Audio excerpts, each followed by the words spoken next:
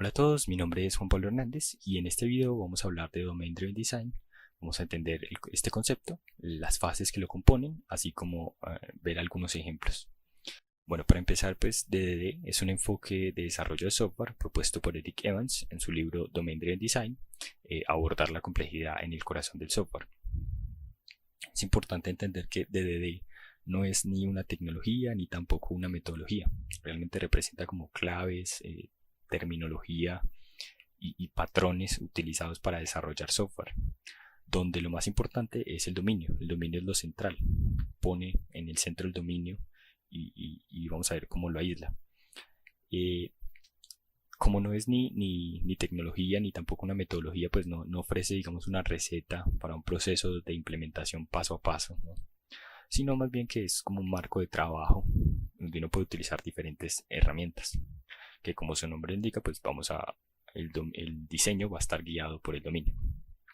Entonces básicamente este enfoque tiene como objetivo facilitar el diseño e implementación de software que entregue alto valor a la organización, tanto desde un punto de vista estratégico como táctico, haciendo que los modelos de software reflejen las competencias core de la organización. Este enfoque busca establecer una conexión profunda entre los conceptos y las áreas del negocio y las arquitecturas aplicativas.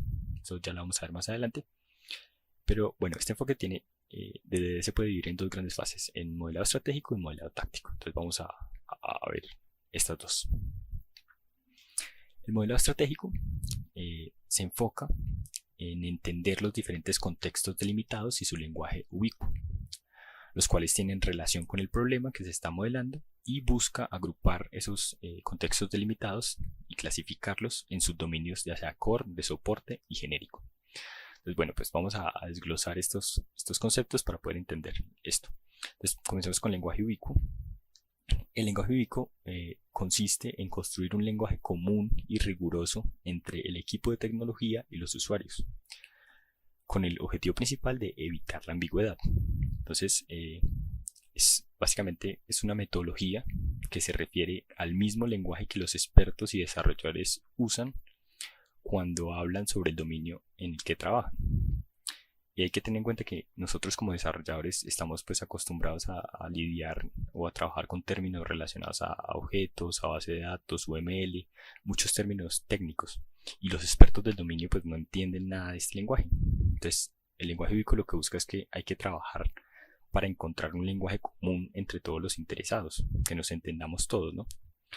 Que tanto los desarrolladores, los usuarios, los expertos del dominio, todos nos podamos entender un lenguaje común, ¿no?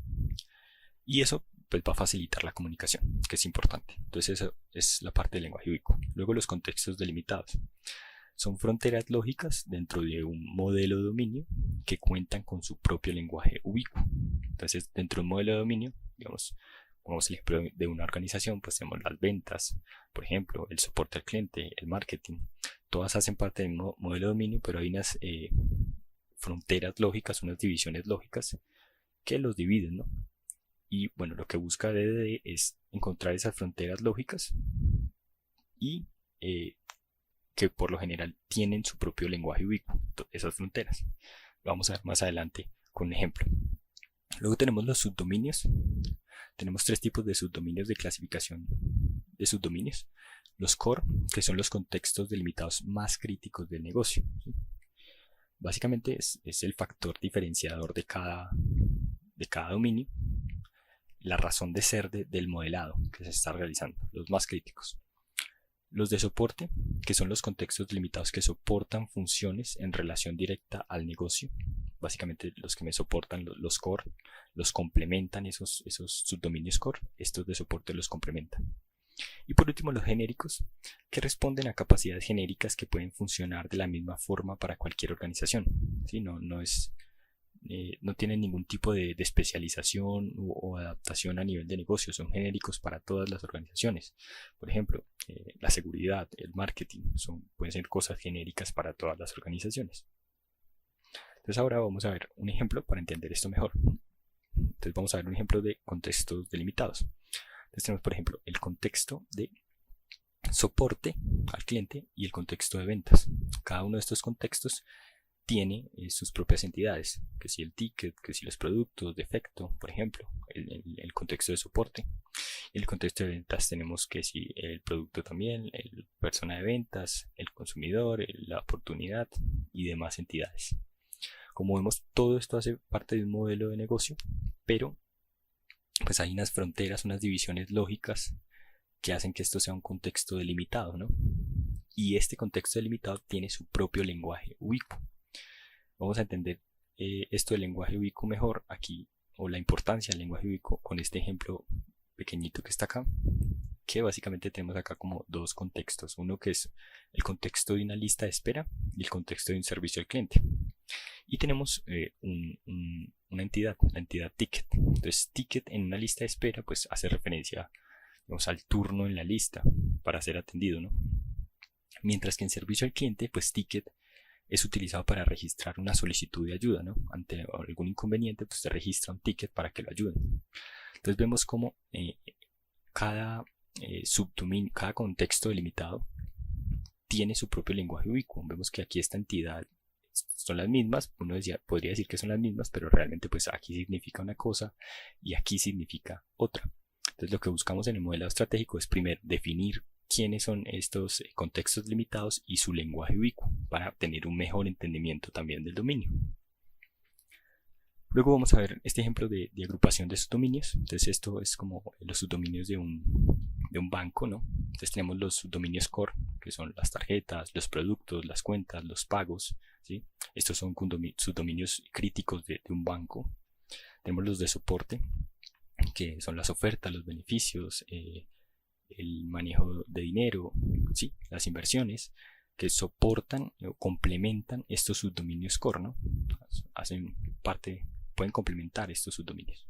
Y luego tenemos los genéricos, que como vimos pueden estar en cualquier organización, seguridad, comunicación, marketing, pues esto es realmente genérico para cualquier organización. Entonces así podemos ver cómo se subdividen estos subdominios. Bueno, luego de hacer una sesión, bueno, el modelado estratégico, realmente hay diferentes herramientas, como vimos, esto no es un marco de trabajo, no le dice la receta. Entonces, básicamente hay diferentes estrategias, por ejemplo, por ejemplo acá el context mapping es una herramienta que si quieren profundizar los invito a leer sobre esto. Pero bueno, luego de un ejercicio de modelado estratégico debería poder permitirnos tener, primero, crear el lenguaje ubicuo, priorizando los conceptos propios del negocio. Luego, entender los subdominios impactados en una solución. Ya vimos que pueden haber muchos subdominios, pues hay que entender cuáles de esos vamos a estar impactando. Y la relevancia de cada uno de ellos desde un criterio de negocio. La relevancia en el sentido, ya vimos cómo clasificar los subdominios, que si core, que si genérico, que si soporte, ¿sí? Para entender qué tan relevantes son cada uno de esos subdominios. Y esa relevancia, por ejemplo, nos va a permitir tomar decisiones alrededor de la tercerización. Por ejemplo, los subdominios core pues nunca deberían ser tercerizados, mientras que los genéricos sí pueden llegar a ser tercerizados. Y también nos va a permitir tomar decisiones relacionadas a las asignaciones de los equipos. Los subdominios core, pues los desarrolladores senior siempre deben trabajar en esos subdominios core, mientras que los otros dominios, como los de soporte, pues pueden ser asignados a desarrolladores con menos experiencia. Entonces esto nos va a permitir el modelado estratégico. ¿Quiénes deberían participar de las sesiones de modelado estratégico? Pues los arquitectos de software, los expertos de dominio o negocio y los líderes de tecnología involucrados. ¿Sí? Casi que todos los involucrados, ¿no? Entonces, esto es la parte de modelado estratégico. Ahora vamos a ver la parte de modelado táctico. El modelado táctico, que es la siguiente fase, esa fase tiene como objetivo detallar las arquitecturas aplicativas y su materialización en código, siempre pensando en cuidar y aislar lo realmente relevante de una aplicación, que es el dominio. Entonces aquí ya comenzamos a pensar en qué arquitectura vamos a usar, cómo vamos a materializar ese código, ¿sí? Pero siempre pensando en lo más importante, que es el dominio. Las arquitecturas orientadas al dominio permiten materializar el modelo táctico en código, utilizando técnicas que aíslan y protegen al dominio de los detalles tecnológicos. Entonces, bueno, aquí como comenzamos a pensar en arquitecturas, como podemos ver en la imagen, pues vemos una arquitectura limpia que nos va a permitir alinearlos un poco con el enfoque de DDD, ¿no? Que es aislar ese dominio. Entonces, la arquitectura limpia me permite aislar ese dominio, sobre todo me permite separar la complejidad esencial de la complejidad accidental, para que yo no tenga que depender, por ejemplo, de tecnologías, ¿no?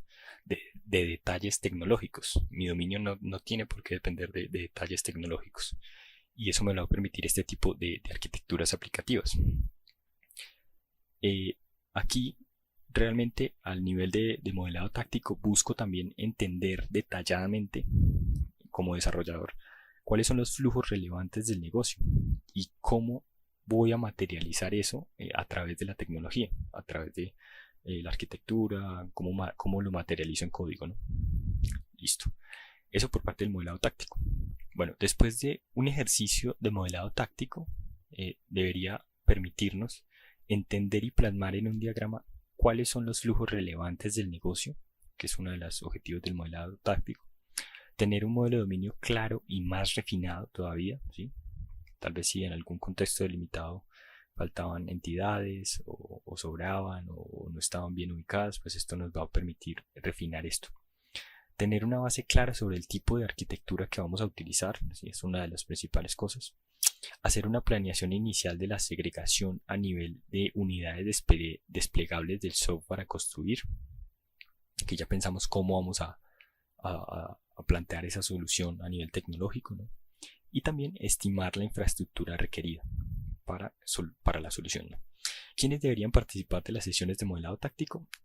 Pues como dijimos que tiene que ver con la arquitectura que voy a utilizar, cómo lo voy a materializar, pues claramente el equipo implementador de la solución y también los expertos de dominio o negocio.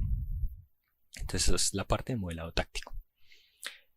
Bueno, los beneficios de DDD. Entonces algunos de los beneficios son, primero, comunicación efectiva entre expertos del dominio y expertos técnicos a través del lenguaje ubicuo.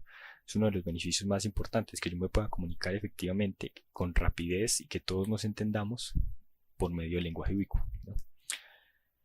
Otro es el foco en el desarrollo de un área dividida del dominio a través de los bounded contexts. Yo me puedo enfocar en un contexto delimitado específico, ¿sí? Yo puedo enfocarme en desarrollar eso, o por ejemplo se pueden dividir pues, los desarrolladores en enfocarse en esos dominios delimitados. Otro es que el software es más cercano al dominio y por lo tanto más cercano al cliente, ¿no? Yo lo que trato lo que conduce el diseño es el dominio, y además yo siempre estoy tratando de permanecer cercano al dominio con lo del lenguaje ubicuo para comunicarme como se comunica pues el experto en el dominio y demás. Pues siempre voy a estar cercano al cliente, porque el cliente es el que conoce el dominio. Entonces si yo estoy cercano al dominio, a la vez estoy cercano al cliente, ¿sí? Luego el código bien organizado, permitiendo el testing de las distintas partes del dominio de manera aislada. Esto también lo permite. Y la mantenibilidad a largo plazo. Esos son algunos de los beneficios de DDD. Bueno, estas son algunas de las lecturas recomendadas. La primera lectura de Daniel Posada la recomiendo bastante, que es Domain Driven Design en Bancolombia. Es una lectura importante. Y bueno, ahí hay otras también de Domain Driven Design junto a Clean Architecture o Arquitectura Onion. Y también el último, que es una serie de videos en YouTube que también contextualizan bastante sobre este tema. Bueno, eso es todo por este video. Gracias por la atención.